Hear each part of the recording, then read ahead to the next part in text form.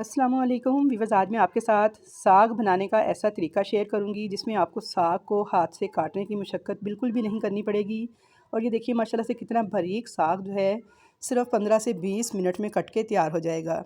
साग आपने लेना है बिल्कुल ताज़ा और फ्रेश गंदलों वाला साग आपने लेना है, क्योंकि इस गंदल का भी बहुत अच्छा फ्लेवर और टेस्ट आता है साग में। और इसके अलावा मैं आपको बताऊंगी कि परफेक्ट मज़ेदार साग पकाने के लिए पालक की, मेथी की और बाथू की क्या रेशो रखनी चाहिए कि साग बेहतरीन बन के तैयार हो।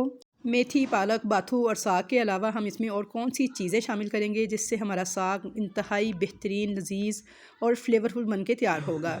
तो ये तमाम सीक्रेट मैं आज की रेसिपी में आपको बताऊंगी, जिससे आप देख सकते हैं कि कितना दानेदार ज़बरदस्त किस्म का हमारा साग बन के तैयार हुआ है, बेहतरीन टेक्सचर के साथ। वो जो साग मेहंदी के गोल की तरह से दिखता है, ना तो वो दिखने में अच्छा लगता है ना ही खाने में। तो चलिए इसको तड़का लगाने का तरीका भी सीखेंगे। वीडियो स्टार्ट करते हैं। तो अच्छी लगे तो लाइक ज़रूर कीजिएगा। यहाँ पे देख सकते हैं आप कि तड़का लगाने के बाद मेरे साग की फ़ाइनल लुक कितनी ज़बरदस्त लग रही है। खाने में भी बहुत ही टेस्टी बन के तैयार हुआ था। और मकई की रोटी की जो वीडियो मैंने कुछ दिन पहले शेयर की थी, उसके साथ तो ये बेहद मज़ेदार बन के तैयार हुआ था। तो चलिए हम अपनी रेसिपी स्टार्ट करते हैं।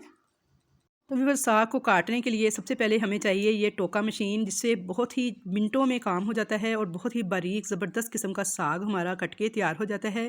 तो ये देखिए साग कितना बारीक कटा है और कितना ज़बरदस्त बन के तैयार हुआ है कि इसको घोटना भी नहीं पड़ता, ये अपने आप ही पकते पकते ही सारा घुट जाता है। तो यहाँ पर मैं आपको थोड़ा सा दिखा रही हूँ। ये देखिए जी, इस साग को मैंने तो सिर्फ बनाया था, यानी गंदले वगैरह साफ़ की करके दी थी, और ये सारा साग मेरे बेटे ने तैयार किया है जिसकी उम्र है 12 साल। और सिर्फ 20 मिनट के अंदर 4 किलो साग जो है ये कट के तैयार हो गया था। और इतना बारीक, इतना परफेक्ट इससे कटिंग होती है, तो लिहाजा ये एक टोका आप ज़रूर ख़रीद के रख लें। बहुत ज़्यादा महंगा नहीं है, नॉर्मल सी प्राइस पे मिल जाता है, बाज़ार से इजीली अवेलेबल है, दराज पे भी अवेलेबल है, ऑनलाइन आप मंगवा सकते हैं। कि सरसों का साग तो हर साल ही पकाना होता है। तो ये देखिए इसमें बस एक साइड से साग रखते हैं, दूसरी साइड से जैसे सिलाई मशीन को चलाते हैं इसे घुमाते जाते हैं, तो बहुत ही बेहतरीन साग जो है मिनटों में कट के तैयार हो जाता है। ऐसी कोई डेंजरस चीज़ भी नहीं है इसमें, बहुत ही आसानी के साथ देखिए कितना बारीक, कितना सारा साग जो है कट के तैयार हो चुका है। तो चलिए व्यूअर्स, मैं बता दूं आपको साग की मुनासिब रेशो क्या होनी चाहिए। तो व्यूअर्स, साग की जो मुनासिब रेशो है जिसमें जिस तरीके से मैं पकाती हूँ वो ये है कि 4 किलो साग हो, 1 किलो पालक, 1 पाव मेथी और 1 पाव बाथू अगर उसमें डाला जाए तो बहुत ही बेहतरीन साग बन के तैयार होता है, बहुत ही टेस्टफुल बनता है और इसका फ्लेवर भी बहुत शानदार बनता है। यहाँ पे मैंने गमले में से थोड़ी मिट्टी ली थी, उसके साथ मैंने जो देगचा था जिसमें मैंने साग पकाना था उसे अच्छे से लेप करके खुशक कर लिया था। ईंटों का एक चूल्हा बनाया है, उसके ऊपर उस देगचे को रखा है और इसमें डाल दिया है 4 किलो साग। काटने के बाद अच्छे तरीके से 4-5 पानी धो लिया था और पतीले में डाल के 2 गिलास पानी डाल के पकने के लिए इसको छोड़ दिया था। साथ साथ मैंने पालक की कटिंग की थी और मैं इसमें डालती जा रही हूँ। जैसे जैसे ये चीज़ें पकती जा रही थी, नीचे बैठती जा रही थी।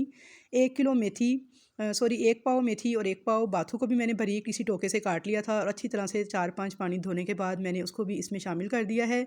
साथ मैंने 2 से 3 गिलास पानी डाल दिया था।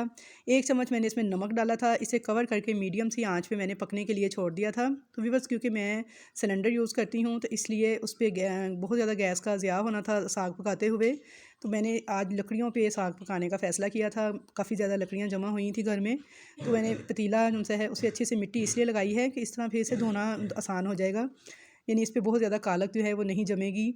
बस मैं इसे वॉश करूँगी, मिट्टी उतर जाएगी, नीचे से हमारा देगचा साफ़ ही रहेगा। तो यहाँ पे देख सकते हैं मेथी को भी मैंने इसी टोके से काटा है और बाथू को भी मैंने पत्ते तोड़ने के बाद इसी टोके के साथ ही काट के तो इस पतीले में ऐड कर दिया था। तो मैं साथ साथ सारी चीज़ें जो सी हैं वॉश करती जा रही थी, काटती जा रही थी और इसमें डालती जा रही थी, और इस सारे प्रोसेस में टोटल 20 से 25 मिनट लगे थे मुझे साग को काटने में, मेथी को काटने में और पालक को काटने में। यानी ये टोका बहुत ही यूज़फुल साबित होता है, तो लाजमन एक ख़रीद कर आप रख लें, सर्दियों में बहुत ही कारआमद रहता है। मेथी वगैरह की कटिंग भी इससे बहुत ज़बरदस्त होती है। तो यहाँ पे देखिए जी, साग मेरा पक रहा था। मैंने तकरीबन इसे 2 से 3 घंटे के लिए दरमियानी सी आंच पे पकने के लिए छोड़ दिया था। आप सारी चीज़ें एक साथ भी शामिल कर सकते हैं। और अब जब तक मेरा साग पक रहा है, मैंने इसके लिए कुछ चीज़ें तैयार की थी जो कि मैंने इसमें ऐड करनी है। तो चलिए देख लेते हैं कि वो कौन सी चीज़ें हैं जो हमारे साग को मज़ीद फ्लेवरफुल और मज़ेदार बनाएंगी। तो यहाँ पे मैंने 1.5 पाव ली थी हरी मिर्चें, 2 अदरक के टिकरे लिए थे 2 इंच के, और 20 से 25 जवे लिए थे लहसुन के। इन तमाम चीज़ों को मैंने पेस्ट बना लिया था चॉपर में डाल के। साथ मैंने इसमें 1 टेबल स्पून भर के नमक डाल दिया है। अब इन तमाम चीज़ों को मैं इस पकते हुए साग में ऐड कर दूँगी। और यहाँ पे देखिए माशाल्लाह से साग हमारा बेहतरीन पक के तैयार हो रहा है। दरमियान दरमियान में मैं इसमें चम्मच भी चलाती जा रही थी, थोड़ा थोड़ा पानी भी अगर मुझे ज़रूरत पड़ रही थी तो मैं इसमें ऐड करती जा रही थी। اور اب میرا ساگ جو ہے 50% تک تقریباً ریڈی ہو چکا ہے۔ تو یہ چیزیں ڈالنے کے بعد اب میں اس میں بالکل بھی پانی وغیرہ ایڈ نہیں کروں گی، بس اسی پانی کو ڈرائی ہونے تک اور ساگ کو مکمل طور پہ گلنے تک پکنے دوں گی۔ تو ویورز یہاں پہ آپ دیکھ سکتے ہیں تقریباً مجھے 3 گھنٹے لگ گئے تھے اس ساگ کو پکاتے ہوئے، اور 3 گھنٹے کے بعد یہ ماشاءاللہ سے پانی اس کا سارا ڈرائی ہو چکا تھا، ساگ بہترین گل کے بہترین ٹیکسچر میں آ چکا تھا۔ تو ٹوکے والے ساگ کی کٹنگ کا یہ بھی فائدہ ہے کہ اس میں بہت زیادہ آپ کو کسی مشین وغیرہ سے یا مدنی وغیرہ سے گھوٹا نہیں لگانا پڑتا، بلکہ آپ ہاتھ والی مدانی سے ہی اسے 2 سے 4 دفعہ اچھے طریقے سے میش کریں تو یہ بہت ہی سموتھ سا ہو جاتا ہے، کیونکہ کٹنگ ہی اتنی باریک ہوتی ہے کہ جلدی جلدی ساگ جو ہے وہ ملائم ہو جاتا ہے۔ اور جو مشین وغیرہ میں ڈال کے ساگ کو ہم بلینڈ کرتے ہیں تو وہ تو بالکل مہندی کی شکل میں ایک گول سا بن جاتا ہے، جسے نہ تو دیکھنے کو دل کرتا ہے، دکھنے میں بھی وہ اچھا نہیں لگتا اور کھانے میں بھی اس کا کوئی خاص ٹیسٹ نہیں آتا۔ تو یہ جو اس طریقے سے ہم ساگ کو گھوٹتے ہیں تو بہت ہی مزیدار، بہت ہی فلیورفل یہ پک کے تیار ہوا تھا۔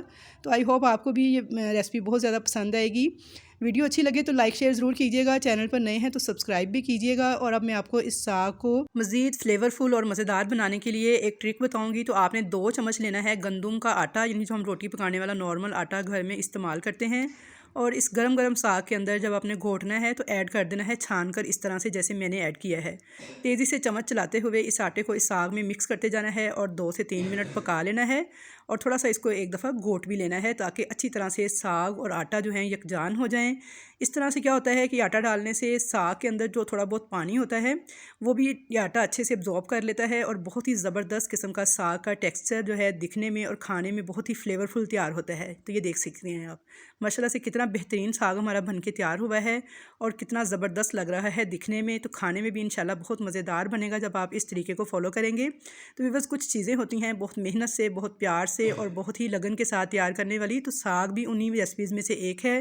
پریشر کوکر میں یا اور جو ریسپیز آپ وائرل ہو رہی ہیں ان طریقوں سے اگر پکائیں گے تو فلیورفل ساگ نہیں بنتا، بس کھانا پوری ہی ہوتی ہے۔ تو یہاں پہ ساگ میرا تیار تھا، میں نے اسے بولز میں ڈال کے فریز کر لیا تھا 3 سے 4 مہینے تک۔ آپ کو جب دل چاہے ساگ کھانے کو آپ ایک بول نکالیں، اسے ڈیپ فروسٹ کریں اور اسے تڑکا لگا کے استعمال کریں، بہترین ساگ آپ کا۔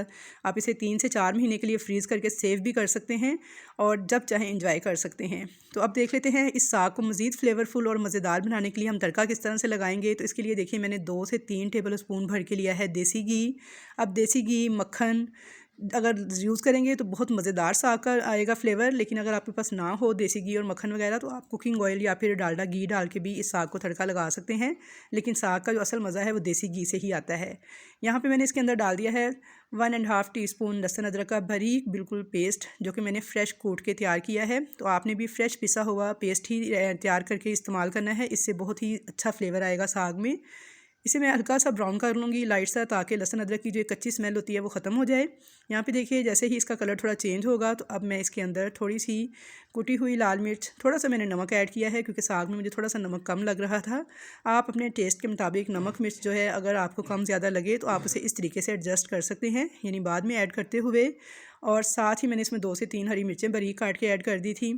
اچھے سے ذرا تھوڑا سا یہ بھن چکا تھا تو اب میں نے اس کے اندر تھوڑا سا ساگ جتنا مجھے چاہیے تھا وہ ایڈ کر دیا تھا۔ اچھی طرح سے اس ساگ کو میں فرائی کر لوں گی اس تڑکے کے ساتھ۔ تو بہترین ساگ دیکھیے جی ہمارا بن کے تیار ہے۔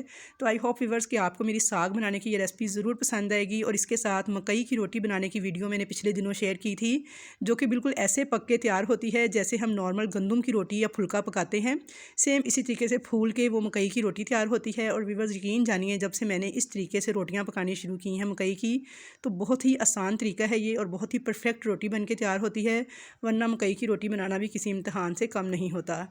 تو آپ اس ریسپی کو ضرور دیکھیے گا، میں لنک ڈسکرپشن میں ڈال دوں گی، تو آپ کو مکئی کی روٹی بنانی بھی بہت آسان لگے گی۔ تو ان شاء اللہ تعالیٰ ملاقات ہوگی آپ کے ساتھ ایک اچھی نئی ریسپی کے ساتھ، تب تک کے لیے مجھے دیجیے اجازت۔ اللہ حافظ۔